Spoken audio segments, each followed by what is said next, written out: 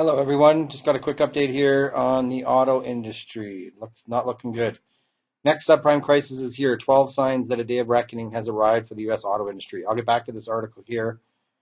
Here's a chart since 2010, the low auto loan. Like, if you can't see that, that's a bubble. That will not keep going up forever here. Like, it's like almost double what it was here at the peak in 2005. So that's auto loans. Just surpassed 1.11 trillion. And just had a record jump in quarter three 2016 by 30 billion in one quarter. Auto industry is now resorting to the biggest incentives ever to slow the decline in sales. They are up to, what is that? I think $3,587 is the average between all the automakers as incentives to try to unload. Like I say, they already got like longer terms, like it's up to 84 months now. They're basically subprime now is the auto industry like it was in the housing industry 8 years ago. That's what they've done to keep it going. They're almost record inventories to sales ratios. Auto industry is about to drive off a cliff again. I won't read these other articles. I'll leave them link in the description. Beginning of the end, auto OEMs miss March sales bigly as stocks tumble. So I'll come back. I'm just going to read this one. I'll leave these in the description. In 2008, subprime mortgages almost single-handedly took down the entire financial system. And now a new subprime crisis is here. In recent years, the auto industry has been able to boost sales by aggressively pushing people into auto loans that they cannot afford. In particular, auto loans made to consumers with subprime credit have been accounting for an increasingly large percentage of the market.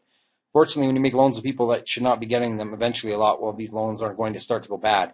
And that's precisely what is happening now. Meanwhile, automakers and dealers are starting to panic as sales have begun to fall and used car prices have started to crash. If you work in the auto industry, you might remember how horrible the last recession was, and this new downturn could eventually turn out to be even worse. The following are 12 signs that a day of reckoning has arrived for the U.S. auto industry. Number one, 7 out of the 8 largest automakers in the United States fell short of their sales projections in March. Number two, overall U.S. auto sales so far in 2017 have been described as a disaster despite record spending on consumer incentives by automakers. Number three, dealer inventories are now at the highest level that we have seen since the last financial crisis. Why this is so troubling is because there are a whole lot of unsold vehicles just sitting there doing nothing, and this is becoming a major financial problem for many dealers. 4, it now takes an average of 74 days before a dealer is able to sell a new vehicle. This number is also the highest that it has been since the last crisis. 5, not only is Ford projecting that sales will fall this year, they're also projecting that sales will fall in 2018 as well.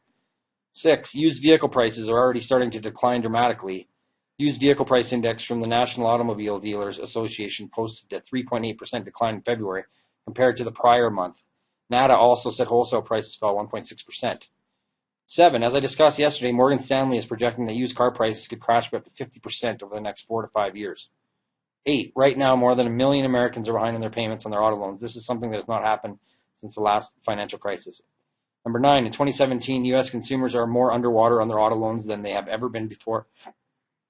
10, subprime auto loan losses have soared to their highest level since the last financial crisis, and the delinquency rate on these loans has risen to the highest level that we have seen since the last financial crisis. By now, I'm sure that you are starting to notice a pattern in these data points.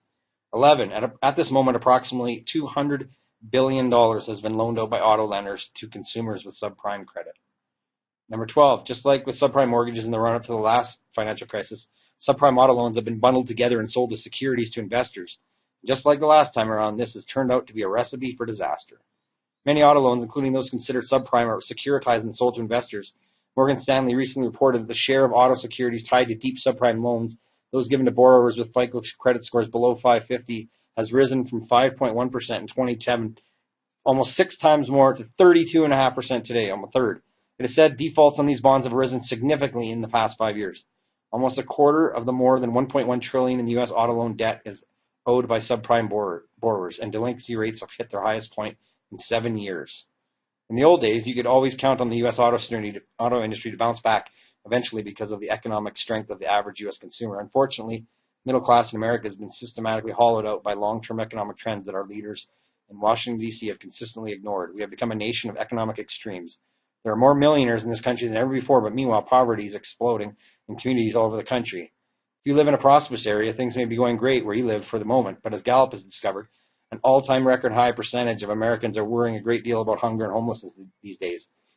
Over the past 2 years, an average of 67% of lower-income U.S. adults, up from 51% in 2010-2011, have worried a great deal about the problem of hunger and homelessness in the country. Concern has also increased among middle and upper income Americans, but they still worry far less than do lower income Americans. You may have plenty of money in your bank account, and so for you, hunger and homelessness are not very big issues. But for those that are just scraping by from month to month, having enough food and a place to sleep at night are top priorities. Here's more from Gallup. Americans at all income levels are expressing greater concern about hunger and homelessness, and it is the top worry among lower income Americans who are most likely to struggle to pay for adequate food and housing. In addition to the woes of the auto industry, the retail industry is going through the worst wave of store closings in modern American history. Pension funds are melting down all over the nation.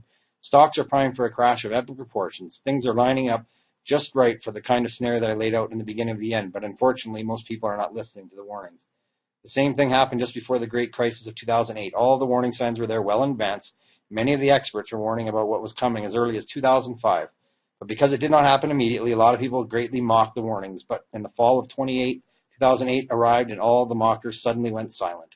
As you can see from the numbers I shared above, a new crisis has already arrived. The only question is now how bad it will ultimately turn out to be. As always, let us hope for the best, but get prepared for the worst. All right, everyone, please let me know what you think. Thanks for watching. Take care. God bless. Bye.